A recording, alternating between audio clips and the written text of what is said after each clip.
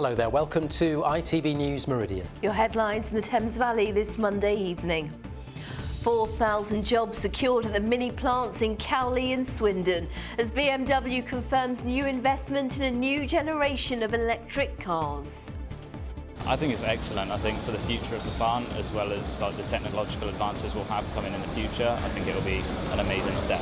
My grandparents and my dad all worked here, so I'm keeping the generation going in here. Remembering the author who brought murder mystery to the world. A statue is unveiled of Agatha Christie in Wallingford, where she chose to spend a quiet life. Also this Monday, have you ever wondered what goes into looking after these amazing animals? We go behind the stable doors where you're invited to.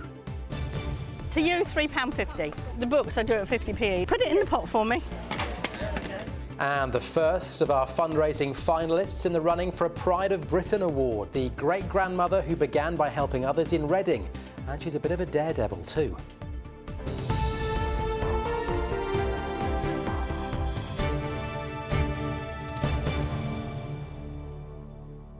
Good evening. Workers at the mini plant in Oxford, some whose families have been there for generations, say it's exciting and great news that their jobs have been secured. £600 million is being invested into the Cowley plant to build the next generation of electric cars. The money safeguards the long-term future of the Cowley factory, where 3,400 people work, and another factory in Swindon, which employs 600 staff.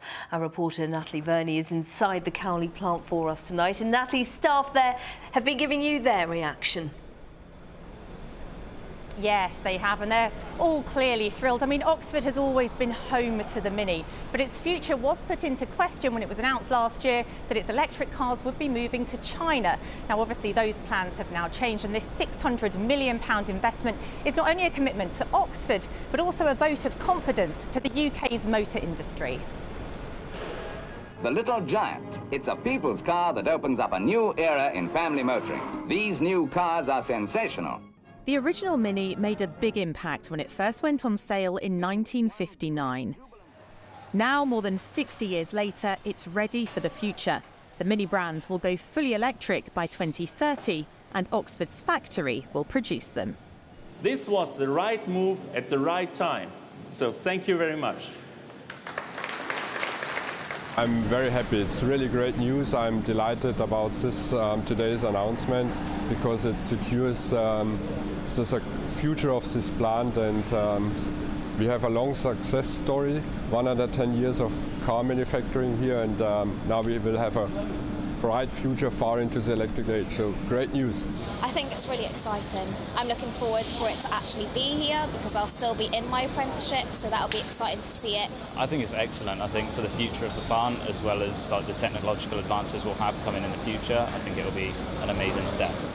BMW is investing £600 million to make it happen, backed up by government funding thought to be in the region of £75 million. Today's announcement was so significant, it attracted a visit from the Secretary of State. Taxpayers' money has gone into it, but only a small amount. I can't say the exact figure, but the amount in our Automotive Transformation Fund is public, and we put in £350 million 2 years ago, and we've been helping a whole swathe of companies, not just BMW Mini, but this is what we need to do in order to make sure that our auto industry survives and actually thrives as well. The news secures 4,000 jobs across Mini's factories in both Oxford and Swindon. For Swindon especially, this will be a relief. The town is still reeling from losing 3,000 jobs 2 years ago when the Honda plant closed down. Chatting to staff in Oxford today, many have been here for years. It's not unusual to find generations of families working here. There's a different culture, different things. You know, I came here because my parents were here and I fell in love with the place. It's not just a car to us here at Plant Oxford. Everyone really believes in the product and they love what they're making. My grandparents and my dad all worked here, so I'm keeping the generation going in here. And now the plant will be open for generations to come. Oxford's proud history with Mini can continue. And Natalie, the factory is still producing petrol and diesel cars for now, though. Yes, that's right. They're still being produced here at the moment alongside the electric Mini. You can see behind me, production doesn't stop just because camera crews are here. In 2026, 2 brand new all-electric Minis, they'll start being produced here. One of them is beside me. In fact, this was only unveiled last week. We're allowed a little sneaky peek of it today. And then in 2030, the factory will be all-electric. So it is a gradual process, but obviously the factory will need to be developed to put these changes in place, and preparations for that will need to begin much sooner. Natalie Hincalley, thank you. In other news, public buildings, housing blocks, community centres and leisure centres in Oxford are all to be inspected by the City Council for unsafe concrete. The council says all its post-war buildings will be investigated over the next 3 months. Meanwhile, a secondary school in Abingdon was closed today after rack concrete was found there. The trust that runs the John Mason School initially thought the concrete wasn't present, but has now been told otherwise. The school says it has been in urgent contact with the Department for Education about the next steps. In a letter to parents, the school says 3-year groups will have to work from home, while the school will reopen for 2-year groups from tomorrow. 2 illegal dog breeders who kept 24 dogs and puppies in squalid conditions in Aylesbury have been sentenced. The court heard the bull breed dogs were kept in a house and kennels on Bateman Drive in Aylesbury. Officers found dogs had been intensively bred and subjected to repeated caesarean sections. The surviving dogs have now been rehomed. Hamid Javed from Aylesbury has been jailed for 10 months. Louise Lane from Chesham has been given a 6-month suspended sentence. Both have been banned from keeping dogs in the future. A new £200 million centre for the Natural History Museum is being planned for the Thames Valley Science Park in Shinfield. The centre, in collaboration with the University of Reading, would house a third of the Natural History Museum's assets, more than 27 million specimens, including mammal collections, corals, crustaceans and worms. The public is being invited to give feedback on the designs. If approved, it could be built late next year. £25,000 is being spent to clean chewing gum from pavements around Oxford city centre. The grant from the Chewing Gum Task Force will see gum cleaned from areas including Magdalen Street, Broad Street, Cornmarket Street and the Carfax area. The council says chewing gum is a constant source of complaints. A statue has been unveiled in Wallingford to remember the life of local resident and author Agatha Christie. Taking over a year to complete, her family say it's a fitting and lasting memorial to a great British icon. Well, large crowds turned out for a special ceremony over the weekend. Fans travelled from as far away as Germany. There for us, Mike Pearce. The grandson of Agatha Christie unveiling Wallingford's tribute to the best-selling writer of all time. He says she tried to keep her personal life private, but it's a fitting time now for the work of art. This was where she lived, this is where she wrote for the last sort of nearly half of her life. So this really had a huge importance in her life. And I think the reason it didn't get much recognition was that she didn't really want it. She wanted to live here privately with her husband Max and enjoy it and have a quiet place to work. Hundreds turned out for the special event in the blistering heat. It had been planned well before the pandemic, but had to be put on hold until its recent completion. Yeah, it's a huge honour and responsibility, really. She was the world's most loved novelist. No one sold more books than Agatha Christie. And it's also just been a huge pleasure. She was a very wonderful person to look at. I was lucky to have access to all the brilliant photos in the family archive, and she's a very beguiling, mysterious person to look at and think about in that artistic way. So yeah, it's been a pleasure. Many of Agatha Christie's books have of course been turned into plays, films and TV series. There was a murder, wasn't there? Well, the lady of the house, she was poisoned. She controlled, as you say, the purse strings. One fan came from Germany and dressed for the occasion. The town also has a tribute in the local museum, where they say it's important to mark Agatha Christie's legacy. The hope is it will also be good for the wider economy. This is enormous news for Wallingford. I think economically it'll make Wallingford town thrive.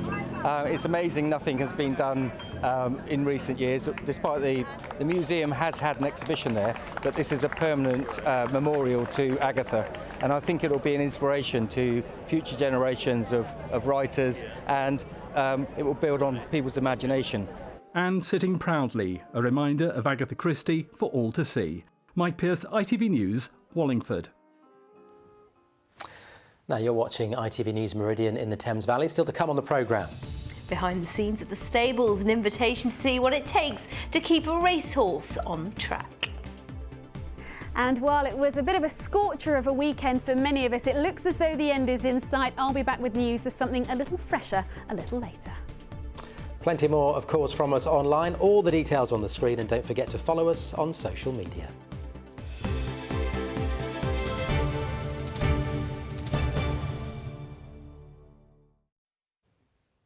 Now, is it getting harder to be a parent? A new survey says it is.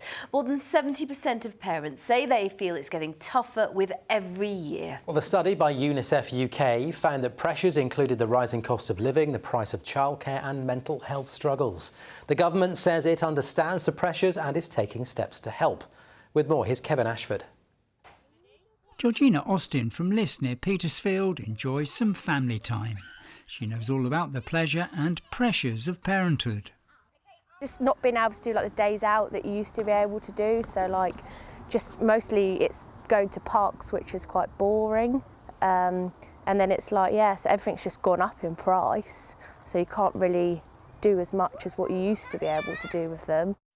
In a survey, 72% of parents questioned in the Meridian region said being a parent was getting harder each year. 76% said the rising cost of living was having a negative impact on their family, and 57% said they struggled with their mental health since becoming a parent. UNICEF UK, who commissioned the study, heard from parents across the country. I think the world has changed. Not many people are now working Monday to Friday 9-to-5 jobs, and our nurseries coincide with these hours. The cost of childcare is absolutely ridiculous. Our prices have just risen. We're paying £77.50 a day. Our last invoice was for £1,677. We noticed when she was just gone 2 that she started having speech regression.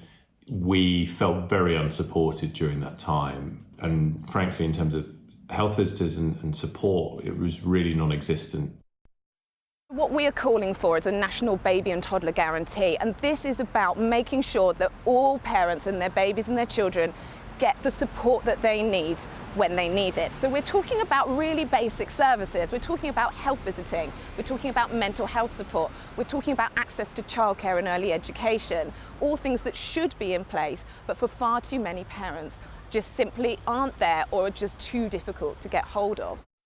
The government says it's determined to help parents with measures which include what it describes as the single biggest investment in childcare in England ever. UNICEF UK say they hope to repeat their survey in the future to monitor how families are coping with parenting pressure. Kevin Ashford, ITV News. Now the ITV Evening News continues with the national and international stories at 6:30. With the details tonight, here's Mary Nightingale. Coming up on the programme, the end of the line for Wilko. More than 12,000 jobs will be lost. A rescue deal for the troubled chain has collapsed. All 400 branches will now close. We'll have the very latest. Also ahead, a race against time to find survivors in Morocco as the number killed in the earthquake there rises. Here, the push for a ban on XL bully dogs as another child is injured in a terrifying attack. And an emotional return to club football for Spain's Jenny Hermosa, hours after the country's football chief finally quits over that kiss. Do join me for those stories and more at 6:30. More football news now, because Sarah's here with your sport. Thank you, Sangeeta. Well, the international break meant fewer fixtures for our teams. Normal service will resume this weekend. Those who did play, though, secured great results, with Crawley and Swindon Town notching up 9 goals between them.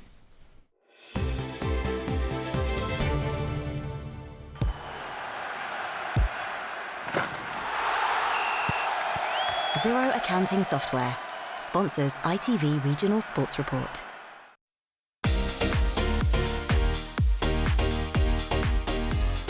Crawley Town had been on a 3-game winless streak and ended it in style, sending 4 past a previously in-form Newport County.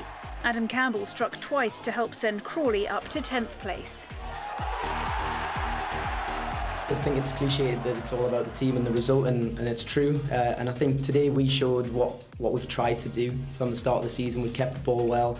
We knew the conditions were going to be hot, and if we could keep the ball moving, they would get tired.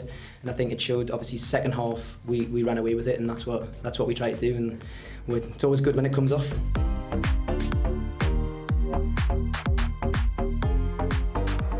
Jake Young displayed the talent that made him League 2 Player of the Month in this 5-3 thriller at the county ground.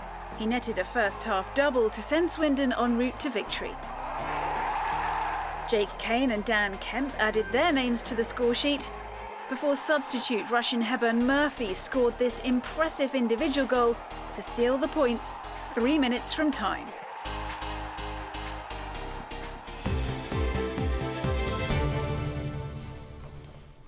Brilliant results there. Now it's National Racehorse Week, which means stables across our region are opening their doors to the public so we can witness at first hand the work that goes into training and caring for these magnificent animals. Andrew Pate has been to a stables in Sussex to get a sneak preview. On the edge of the South Downs lies Coomlands Racing Stables, currently home to 55 racehorses, all under the watchful eye of French trainer David Menuisier. You were born and raised in France, you race across the world. Why here in Sussex? I came here for a short spell in 2006 and literally fell in love with British racing and the area, and that's why I'm still here. Horses from these stables have won Grade 1 races in the UK, France, Germany, Sweden and Australia.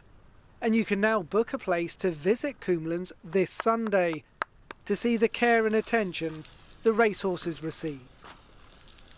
David says around 500 to 600 people are already signed on for his open day, and he can't wait to share his passion for these horses. It's a fantastic industry that is probably misunderstood at times. So I think it's important to open the doors and show the public how the horses are looked after and how proud we are to deal with these lovely animals. Stables across our region are opening up on different days to mark National Racehorse Week. Here in Pulborough, a jockey, a vet and a blacksmith are among those offering an insight into their job as we get a rare chance to go behind the scenes. Andrew Pate, ITV News. Beautiful. And finally, the Great Britain team has won a race in the Sale Grand Prix for the first time in 2 years. Great news for the Isle of Wight's Sir Ben Ainsley, who's the skipper. But New Zealand's race ended in dramatic fashion when their F50 wing collapsed. The result in France means Great Britain are now in 4th place overall. And there are now 9 races left. And Sir Ben Ainsley, he's the comeback king. So if anyone can do it, he can. He absolutely can, Sarah. Thank you. Now, staying with a sporting theme, kind of, I suppose, a police officer has been filmed using a child's bike to chase a suspect. PC Harriet Taylor borrowed it while responding to a call in Gosport. A man was arrested on suspicion of theft, burglary and shoplifting. PC Taylor later returned the bike to its rightful owner, who was thanked for his assistance. Police posted on social media that it was a brilliant joint effort from everyone involved and told followers, yes, your eyes weren't deceiving you. PC Taylor was riding a child's bike through the town centre. Marvellous.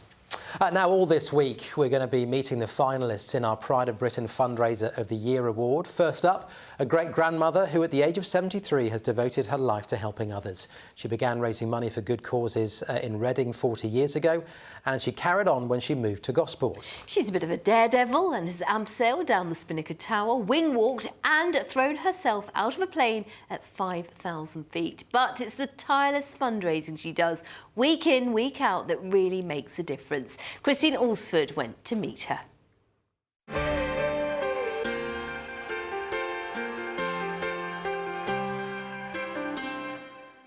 It is really nice, and look, there's no chips. The books I do at 50p each. For you, £3.50. Which three do you want? I think it's an original. How can I help you, madam? Put it in the pot for me. Great-grandmother Elizabeth Humphreys has been doing car boot sales for more than 40 years. And she's living proof that if you look after the pennies, the charity fundraising will look after itself. Especially if you show you care about the people putting money in your pot. How are you doing? You having a nice holiday? It's not necessarily give us a quid first, it's how are you first, and then afterwards they give me the quid.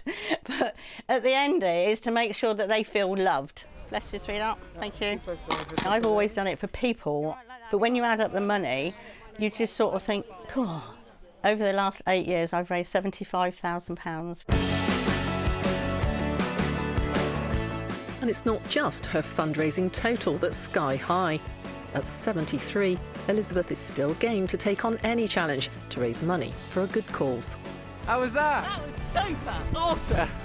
When I show this video to everybody later, they got to pay to see it. So I've jumped out of aeroplanes, I've gone down Spinnaker Tower, I flew an aerobatic plane, done a wing walk, and last year I did a zip wire in Wales.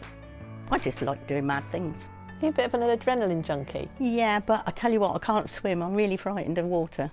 She's certainly not afraid of hard graft, putting in hours and hours to sort and rotate stock that's piled high at her home in Gosport and in the 6 sheds in her garden. I've known Elizabeth for 51 years, and from day one of knowing her, it was raising money.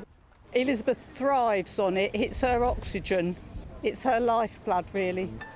As well as the boot sales and extreme sports, she does yard sales, afternoon teas, anything she can to help her community. I have a hug in a mug. Oh. I never turn anybody away if they can't afford it, and I never tell people they've got to pay straight away. If their need is there to ask me for it, my want is to help them. She looks after everybody in the community. She knows everybody that needs help.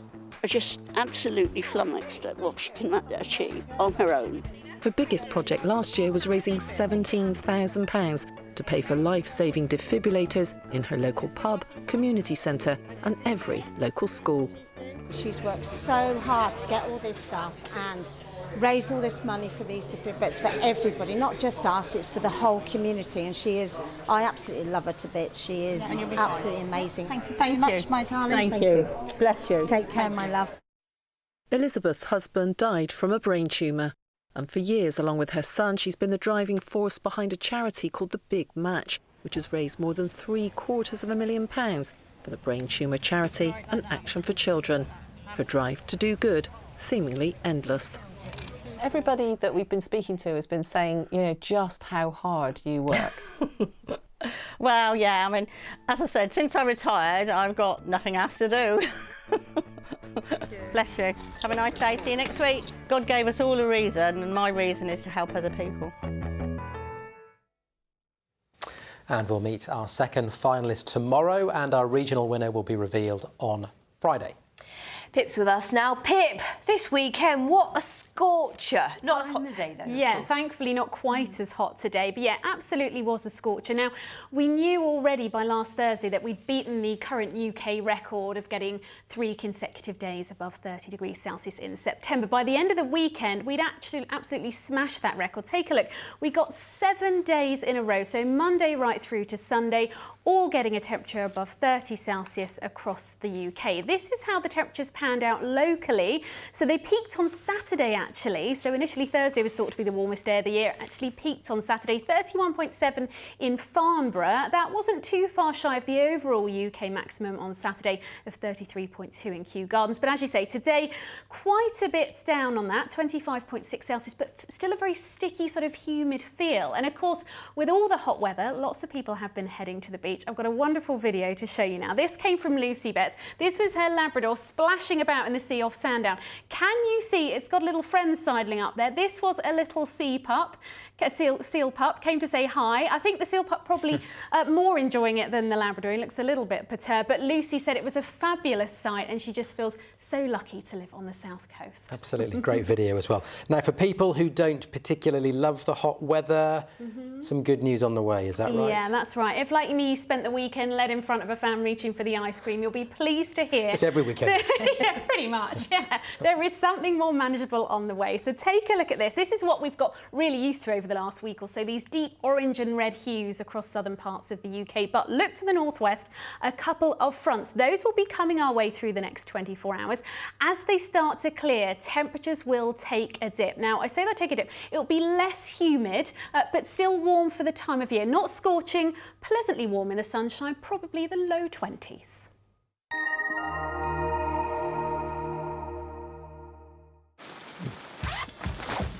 Whatever the weather, it always feels like home. Valent Heat Pumps and Boilers sponsor ITV Meridian Weather.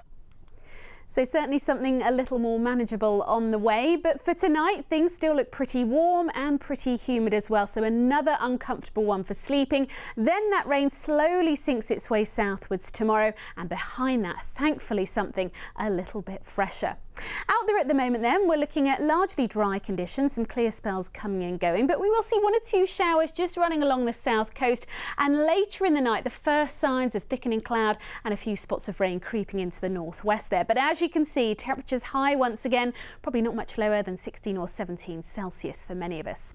So a warm and a humid start to the day tomorrow, but then we'll start to see that weather front slowly making its way southeastwards. A lot of cloud on that, some outbreaks of rain, albeit the rain becoming increasingly light and patchy as the day wears on. Ahead of it, in and east sunshine, still quite warm and humid here, and the chance of a few thundery bursts breaking out. But as that cloud and rain starts to sink southwards, you'll notice temperatures looking a lot lower than they have done. Highs for some of us tomorrow around 19 or 20 degrees. These are the times of high water for tomorrow. Then for Portsmouth, there 11 in the morning and just past 11 in the evening. So that front continues on its journey southeastwards overnight into Wednesday. Wednesday itself looking like a return to dry, bright conditions. More of the same through Thursday, and Friday pleasantly warm in the sunshine. Valent Heat Pumps and Boilers sponsor ITV Meridian Weather. And in just a moment here, we've got the ITV Evening News with Mary Nightingale. I'm back with your late update just after 10:30 this evening, so do join me for that if you can. But for now, thank you very much for watching. We'll see you soon. See you tomorrow. Bye-bye. Bye-bye.